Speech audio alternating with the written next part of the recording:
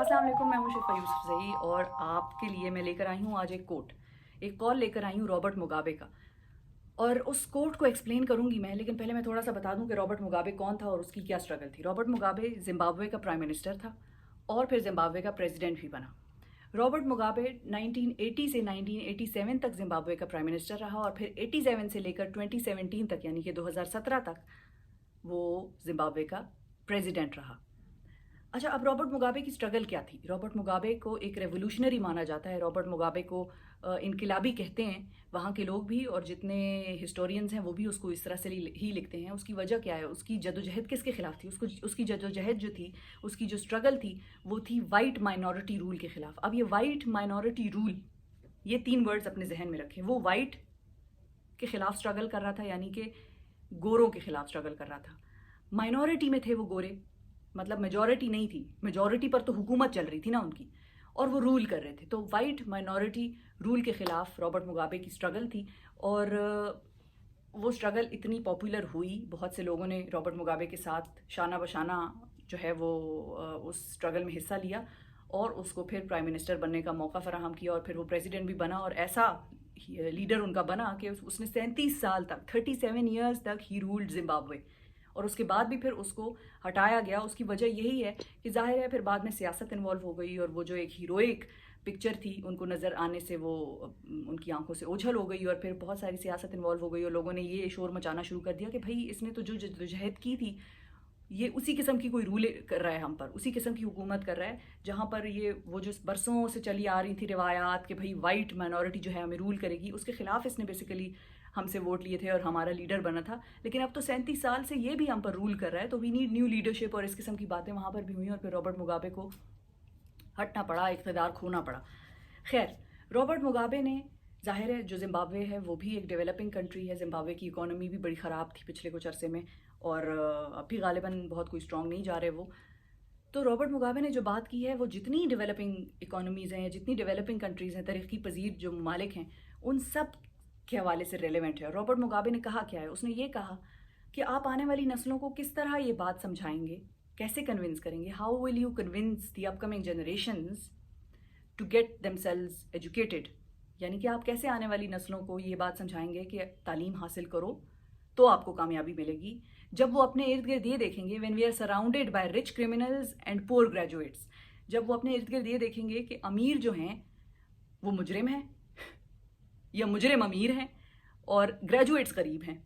इस तरह से इसको ले लें, मुजरिम अमीर हैं और ग्रेजुएट्स गरीब हैं। तो आप आने वाली नस्लों को कैसे एक्सप्लेन करेंगे, कैसे ये समझाएंगे कि भाई तालीम हासिल करो, तालीम में तुम्हारी कामयाबी है। अब तालीम हासिल करना ज़रूरी है और तालीम हासिल करने ही में कामयाबी है, लेकिन रॉबर्ट मुगाबे कहना क्या चाह रहा है और इसको अगर हम अपने निज़ाम पर इम्प्लीमेंट करें या अप्लाई करें तो क्या चीज़ें सामने आती हैं। मिसाल के तौर पर एग्जाम्पल नंबर 1, पब्लिक स्कूल्स और पब्लिक यूनिवर्सिटीज़ में क्यों हमने कभी नहीं देखा कि हमारे किसी बड़े लीडर, बड़े पॉलिटिशियन, बड़े सेनेटर, बड़े वज़ीर की औलाद पढ़ती हो पाकिस्तान की पब्लिक यूनिवर्सिटीज़ या पब्लिक स्कूल्स में? उसकी वजह यह है कि वहाँ पे फैसिलिटीज़ ही नहीं है। उसकी दूसरी वजह यह है कि क्लास डिवाइड है। भाई कैसे वज़ीर का बेटा प्राइवेट एजुकेशन भी पाकिस्तान से हासिल करे? यहाँ पर तो ये भी प्रॉब्लम है ना कि मतलब जो बड़े बड़े लीडरान हैं, जो हमारे हाकिम रहे हैं, उनकी तो औलादें प्राइवेट यूनिवर्सिटीज़ भी पाकिस्तान की पसंद नहीं करती, वो बाहर जाती हैं। तो यहाँ पे पब्लिक स्कूल्स और पब्लिक यूनिवर्सिटीज़ तो जहाँ बहुत दूर की बात है। क्यों नहीं जाते?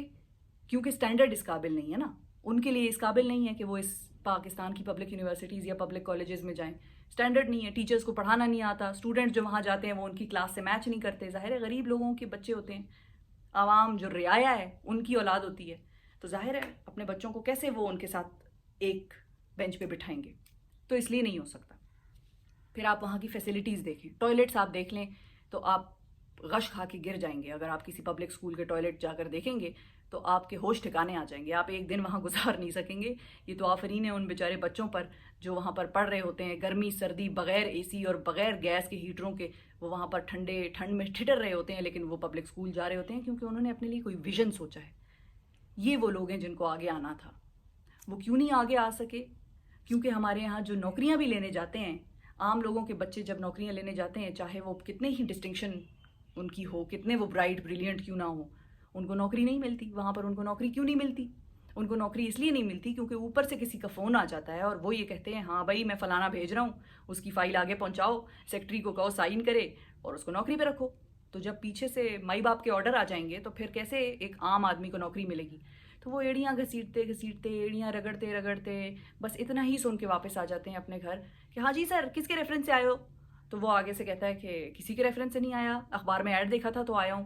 اچھا سر آپ جائیں، پھر بتا دیں گے آپ کو، بتا دیں گے آپ کو، کال آ جائے گی، کال آ جائے گی. وہ کال کبھی نہیں آتی. وہ کال آج تک کسی کو کبھی نہیں آئی. تو اس لیے یہ ہوتا ہے. تو پبلک یونیورسٹیز اور کالجز کا میں نے آپ کو بتا دیا. پھر پبلک کے جو ادارے ہیں جہاں پر لوگ نوکریوں کے لیے جاتے ہیں وہاں پر بھی آپ کو میں نے سچویشن ایکسپلین کر دی.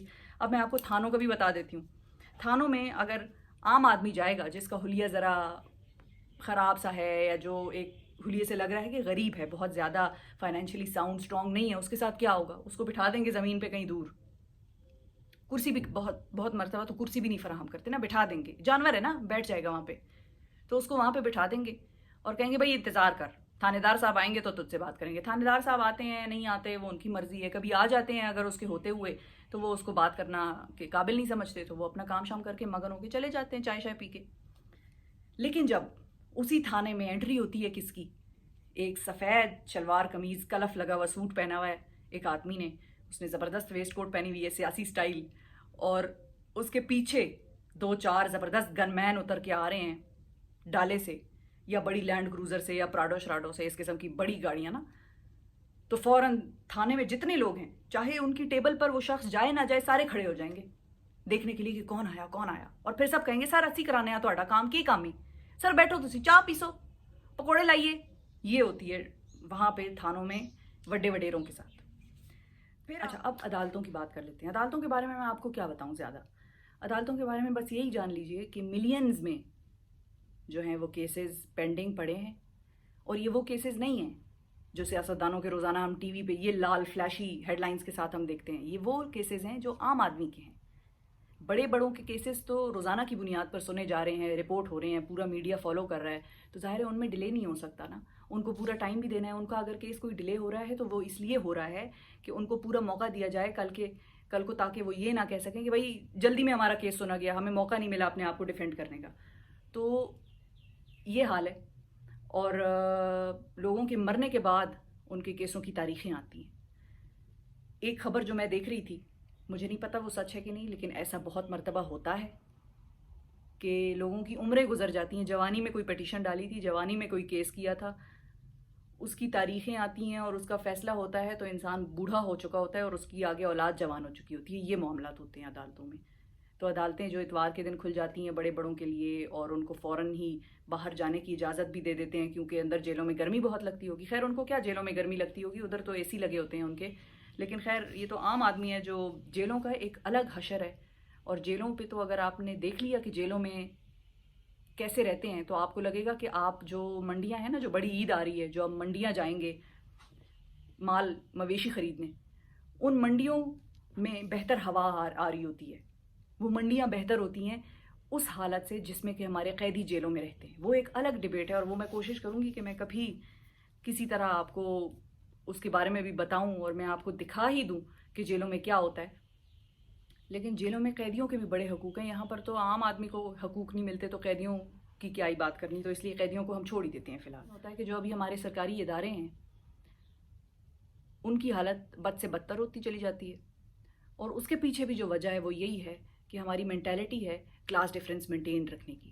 میں یہ برداشت نہیں کروں گی کہ میرے ساتھ والے بیڈ پہ کوئی بہت غریب سی لاچار بوڑھی عورت لیٹی ہوئی ہے جس کا حلیہ ٹھیک نہیں ہے. ٹھیک ہے، یہ میں اپنی بات نہیں کری، میں بہت سارے لوگوں کی بات کری ہوں جن کی یہ مینٹیلٹی ہے، جن کی یہ سوچ ہے. اور ایک غریب عورت بیچاری جو ایک امیر کے ساتھ بیڈ پہ ہاسپٹل میں وارڈ میں لیٹی ہوئی ہوگی، وہ سارا ٹائم یہ سوچتی رہے گی کہ دیکھو اس کی کتنی آؤ بھگت ہو رہی ہے، اس کے لیے ڈاکٹرز بار بار دوڑے چلے آ رہے ہیں اور مجھے تو وہ بس صبح انجیکشن لگایا تھا، اس کے بعد پوچھنے بھی نہیں آئی کوئی کہ بیوی طبیعت ٹھیک ہے. اچھا، اور ایک اور میں اگزامپل دے دوں پھر اس کے بعد میں یہ بات کنکلوڈ کروں گی اپنی. ناکے، پولیس کے ناکوں پر آپ کو سب سے مزہ آئے گا یہ دیکھنے میں کہ جو چھوٹی گاڑی ہے، جو مہران میں بیٹھا ہے نا شخص، مہران میں موٹر سائیکل میں، اس کو بار بار روکیں گے ناکے پہ. وہ جتنی مرتبہ گزرے گا اس کو بار بار روکیں گے. خاص طور پہ مہران اور موٹر سائیکل پہ جو شخص سوار ہوگا اس کو. یا کوئی ٹیکسی ہے، ٹیکسیز بھی ظاہر ہے پاکستان میں مہران زیادہ ہیں تو ان کو روکیں گے. جب اسی ناکے سے ایک پراڈو یا لینڈ کروزر گزر رہی ہوگی تو رویہ بالکل مختلف ہوگا. ان کو نہیں روکیں گے، ان کو گزر جانے دیں گے. آپ جائیں، آپ تو کرائم کر ہی نہیں سکتے، کرائم تو ہم عوام ہی کرتے ہیں اپنے خلاف، آپ نے تھوڑی کچھ کیا ہے.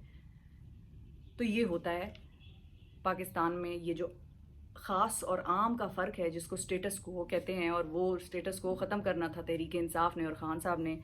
وہ بھی ابھی تک 2 سالوں میں بہتر ضرور کر پائے ہوں گے لیکن ہر جگہ سے ختم نہیں کر پائے. اور اس کو ختم کرنے کا ایک ہی طریقہ ہے کہ پبلک سکولز کو، پبلک ہاسپٹلز کو، تھانوں کو، ناکوں کو، اس طرح کی جتنی جگہیں ہیں جہاں پر عوام زیادہ جاتی ہے، عام لوگ زیادہ جاتے ہیں، خاص تو کم جاتے ہیں نا، خاص تو فون بھی کر دیں تو ایک فون پہ بھی ان کا کام ہو جاتا ہے. تو جہاں پر عام لوگوں کی آمد و رفت زیادہ ہے، جہاں پر عام لوگوں کا کام زیادہ ہے، ان جگہوں کو بہتر کرنے کی ضرورت ہے. وہاں پر سی سی ٹی وی کیمراز ہونے چاہیے جہاں پر کہ اگلے جو لوگ سروس پرووائڈرز ہیں ان کا رویہ دیکھا جا سکے کہ بھئی عام آدمی کے ساتھ کیسا ہے. ایک آدمی، ایک بوڑھا آدمی جو نہیں آفر کر سکتا کسی قسم کی رشوت، اس کے ساتھ رویہ کیسا ہے، اور ایک وہ آدمی جو ڈالے سے اتر کے گن مین کے ساتھ کہیں اندر انٹر ہوا ہے زبردست اکڑا ہوا جوڑا پہن کے، اس کے ساتھ رویہ کیسا ہے. یہ ساری چیزیں مانیٹر ہونی چاہیے اور ان کی بنیادوں پہ پھر ہونے چاہیے ریفارمز. اور ایک اور چیز ہے کہ یہ ہمارے سسٹم کا ہے، یہ کسی ایک ادارے کا نہیں ہے، یہ کسی ایک مطلب کسی پبلک سکول یا پبلک یونیورسٹی کا یا کسی پبلک ہاسپٹل کی یا یہ کسی ایک ادارے کی پرابلم نہیں ہے. یہ بطور قوم ہمارے ذہنوں میں، ہمارے دماغوں میں رچا بسا دی گئی ہے. اور اس کی ایک ریزن تو یہ تھی کہ ہم شاید شروع میں کمپلیکس تھے کیونکہ ہم نے انگریزوں سے جو آزادی لی. ہمارا تو ریلیجن برابری کا دین ہے. وہ تو کہتا ہے کہ اگر تم اچھا کھانا کھا رہے ہو تو اپنے گھر میں کام کرنے والے ملازم کو بھی ویسا ہی کھانا دو. تم سے پوچھو گی. اچھا وہ تو یہ بھی کہتا ہے کہ اگر تم بہت اچھا کھانا کھاتے ہو اور تمہیں ایسا لگ رہا ہے کہ تمہارے پڑوس میں جو خاندان رہ رہے ہیں، جو لوگ رہ رہے ہیں، وہ ٹھیک طرح سے افورڈ نہیں کر پا رہے یا ان کے گھر میں کوئی مسائل ہیں مالی، تو ان کی بھی مدد کرنا تمہاری ذمہ داری ہے اور تم سے اس بات پہ بھی سوال جواب ہوگا ایک دن. تو ہم تو وہ والی قوم ہے، ہمارا تو دین ہمیں یہ چیز سکھاتا ہے.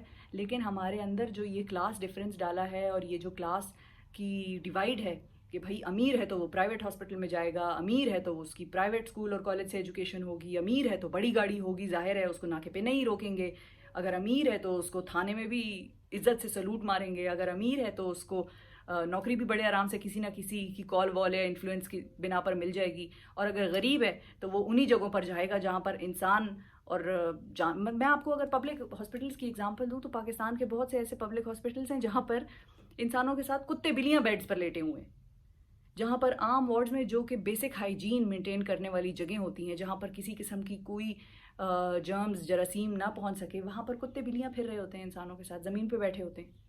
بیڈز نہیں ہیں ہمارے ہسپتالوں میں، لوگ زمین پہ لیٹے ہوئے ہوتے ہیں. تو اس لیے میں نے آپ کے ساتھ رابرٹ مگابے کا کوٹ شیئر کیا کہ جب ہمارے آس پاس ہماری آنے والی نسلیں یہ دیکھیں گی کہ جو مجرم ہیں وہ امیر ہیں، ان کو ساری سہولیات میسر ہیں، اور جو پڑھے لکھے لوگ ہیں وہ غریب بھی ہیں اور ان کے پاس سہولیات بھی کوئی نہیں ہے، تو یہ آپ کیسے ان کو سمجھائیں گے کہ بھئی تعلیم لو، تعلیم حاصل کرو، تمہارے لیے بہتر ہے.